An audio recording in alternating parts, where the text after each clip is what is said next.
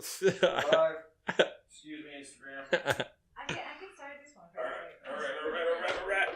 And we're live on the Facebook. Everywhere. And we're live on the one that's not live. Yes. But so, welcome. Salt of the Streets, pre-show, episode 36 is what Colin said, I think. Facebook right there at Salt of the Streets. Instagram at Salt of the Streets. That's the camera for the show on YouTube at Salt of the Streets. My personal Instagram is alpaca_Don, and on Twitter I am at Salt of the Street. You? am at Big Bird Offie. On both of them. Thank you for joining us. We're happy to have you. I'm pretty sure that's everything. saltofthestreets.com. That's the last one. You can find everything there. The episodes, the YouTube videos, all of our blog posts, all the everything. Everything. This is episode 36. Colin, how the fuck are you today? I'm fucking hungover. Yeah. But I'm feeling much better now. Dummy. It's about 1 o'clock in the afternoon. And yeah, we had a great night last night. Had a nice little family dinner over at the in the Garage, the little 600 square foot apartment. Had 7 people, I think, plus our 4 animals, which was it was like being packed into a tuna can. Yeah. But it was really nice. We went through a lot of wine and a lot of bourbon. As you could see, our lovely PJ Schroeder, courtesy of Mr. and the Jacob and the Ginger Ninja. I got this for my birthday, and now it's gone. So shout out to you guys. It was a great way to spend the evening on Friday and enjoy some of this delicious bourbon. So we had a ton of good wine, a lot of good food. I made some flank steak. Flank steak? I almost called it London broil, but that that's dang shit that you made for your birthday? My birthday. Birthday. That's right. The same thing I got when I got this. So yeah, that was fun. And now I'm paying for it today. Yeah. Because I had too much fun last That's what night. you get. But hey, totally worth every second of it. I have to mention this before we move on because I don't want to forget. My mom told me when I went to her house on Thursday, and I think that there's only 3 states that have mail-in ballots. Oh, really? Fact check. Yeah. That sounds interesting. If that's correct. I'm watching this, Mom, so I got it on my phone. So if that's the case, then say that again. But yeah, I'm pretty sure 3 fucking states. There are only 3. That seems so weird. And that's why one of the reasons it's so difficult. You know what I'm saying? Yeah. I'm assuming that a mail-in ballot is different than your typical absentee ballot. Yes. Okay. That makes sense. Because you always hear people talking about standing in line for fucking hours to go to vote, you know, and I'm like, that's weird. Like, why would you do that? Why would you not just mail vote from your house? Yeah, because if I'm getting an absentee ballot, why can't I get a mail ballot? It's the same exact thing. That's what I'm saying. So I thought that was pretty interesting.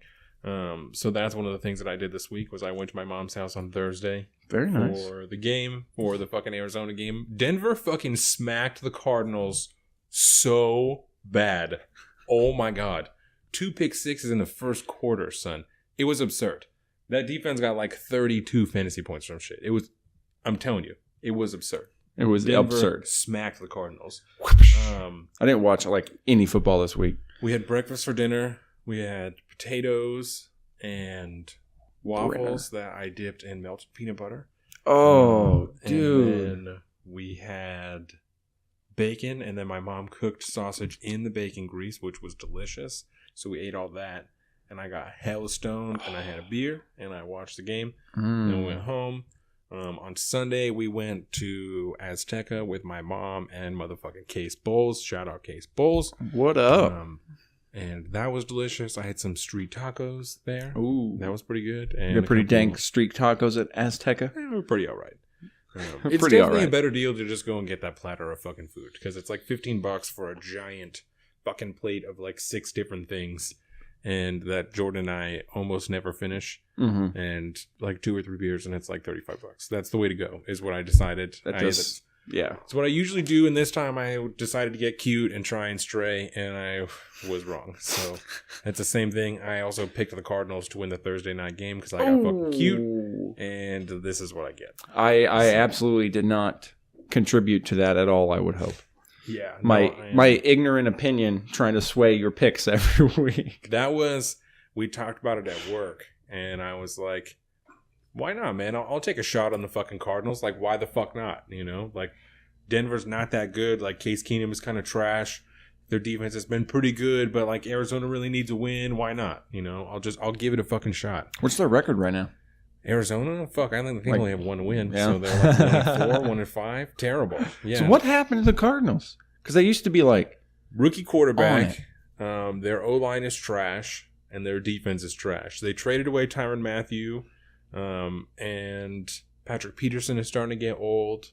They traded away someone else on their O-line 2 years ago, Calais Campbell. So, did it to themselves. But I would think that they're probably in, I don't know if they've said that they're in a rebuild, but I would say that they are. Starting kind of like with the Hawks quarterback, and they have David Johnson. So now they got to rebuild the offensive line to give Josh Rosen enough time and to give David Johnson the ability to get anything done so that he can actually help Josh Rosen. Because if there's anything that like a rookie quarterback needs, it's like a really solid running back. It's a great compliment. Yeah. You know, because that's somebody else the defense has to worry about, so they can't just stay fucking pass rush on the quarterback and fuck him up. You know? I see that. But because their O-line is so terrible, David Johnson can't get nothing done, so he's not even like a viable weapon for them to be concerned about. It's unfortunate. That's sad. Yeah. And 1-6. So. Sierra, shout out to Sierra, sitting in live studio audience, says they're 1-6. It's all bad news. I wasn't sure what week it was. I was pretty sure they only had one win, but I'm getting there. I'm going to get real close to that record in my fantasy team pretty soon. You got this. Who are you playing this week? Oh, I'll have to check the phone that the Instagram's going through right now. But Michael Thomas I'm not worried about it. No, yeah. The Saints are back this week. You'll be good. Yeah, I'm not too worried about it. I got fucking... Yeah, because Seattle's a bye this week. Yeah, I got whipped on by someone last week. Joe. Joe got me last week. Joe Hike? Yeah. I think he beat me too. He's got a good team. Mm-hmm. Joe's good. Shows up once a year at the draft and is like, listen, I'm here to fuck people up. Like, so, no, he's a good guy. Shout out Joe. He's not that good because he's kicking my ass before. Before we go on any further, what did you eat this week? Or this today? week I had a lot of food. Not this week, today. Before this. I went back to my old ways. Not, we had that dinner party last night, and it got over so late, and I was so hammered. Had to get yourself some Starbucks breakfast sandwich? Yeah, except I didn't go to Starbucks. Mm-hmm. I went farther down the bottom of the barrel. Did you go to McDonald's? I did. Oh, I love McDonald's breakfast. Okay, so I used to, not to interrupt what you're saying, before McDonald's breakfast was served all day, right? Mm-hmm. When it was still like a novelty and you had to get up and be there before 10:30, I used to go there on my birthday, on Christmas Eve. I would get up early and make other people get up early and go with me to McDonald's breakfast for my fucking birthday. And I would sit down and get super stoned and smash out like 2 sausage muffins and like 3 hash browns and a couple of chocolate milks, and I'd be like, I'm fucking out of here. I'm done. It's my birthday, son. Yep, I'm moving on. Give me my RSO. I'm out. And I did that every year up until they were like, we're going to do it all day. And then I was like, what's the fucking point? Like, now it's not even special. Yeah, what's the fucking point? So last year I had breakfast at my mom's house on my birthday. Oh, yeah. McDonald's just isn't the same anymore. No. On Christmas Eve. I haven't had a McDonald's breakfast in a number of years. What did you have for McDonald's for breakfast? Okay, so let me just preface this first. We're still good on time. Our local McDonald's down the road is under construction. And so, but the drive-through is still open while they're doing all the construction. I don't think the inside is. Yeah. Okay. And so I drive around, but there's no signs. So I don't know what on the menu. You don't know what you're going to get. Yeah. And I haven't been in so long. I felt so stupid when I pulled up to the window and you have to order at the window. And I'm like, to be honest, I haven't had McDonald's breakfast in a really long time. Like, so I know there's an Egg McMuffin, but instead of like the ham on there, there's one with sausage, right? She's like, yeah. I was like, okay, so give me one of those.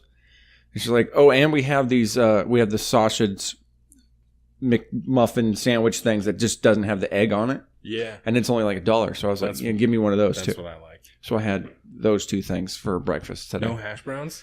No. What the fuck? You went to McDonald's breakfast and didn't get any hash browns? I did. What the fuck is your problem? That's like I like the Jack in the Box hash browns, okay? Breakfast. It's like I get down on Mickey D's fries. I don't screw with the straight fries from Jack in the Box because they're garbage. All you can get is curly fries. And so like when it comes to my hash browns, the only hash browns I like to indulge in are from the Crack and Jack. What about, Jordan said that's fucking blasphemy. So what about at Burger King, they have like tater tot bites, like little circles, little hash brown bites, little flat ones. I've never had them. One. Where the fuck are you at, bro? Yo, I don't hit up the fast food. You haven't like been changed that much weed for long enough is what's going on. No. Because you know that smoke like weed and you wake up early like we do. Mm-hmm. You're up at 7 and you're getting high and it rolls around to like 8 o'clock and you're like, damn, I've been smoking weed for an hour. Like I've been doing whatever I'm doing. Like I'm ready to eat now. You know, like I've had coffee. I've taken my poop. I've done like that stuff. Like, I'm ready to eat now. And like that's the place to go. It's Burger King, the sausage biscuit. Mm-hmm. You know what I'm saying? Not sausage muffin. Yeah. And the trick in McDonald's, you don't know what the fuck you're gonna get. Make up a food and put Mick in front of it. Exactly. Like, they don't have that. You're like, give me the closest thing to what you have. Yep. You know what I'm saying? I want a sausage biscuit. I was a little bummed because I wanted that sausage biscuit, but I got a sausage on a muffin thing, whatever they call that, the English muffin.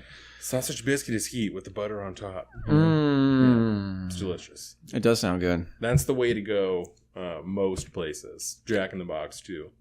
It's like a sausage biscuit, some cheese on it. I don't know. I like that. Fries for breakfast. That grilled breakfast sandwich they have with the bacon and the ham. I always get that when I go. That's true. But we don't get that very often. You get shithoused and like if you get shithoused and go to Jack in the Box at night, like that's the best thing is breakfast at 2 a.m. before you go to bed, Excuse me. That's the way to be. I'm like 90% sure that late night menu they have at Jack in the Box is built for stoners and drunk people. Yeah. It's called a munchie meal. Exactly. And it's like they know what they're doing. They know who their target audience is. That's why they serve.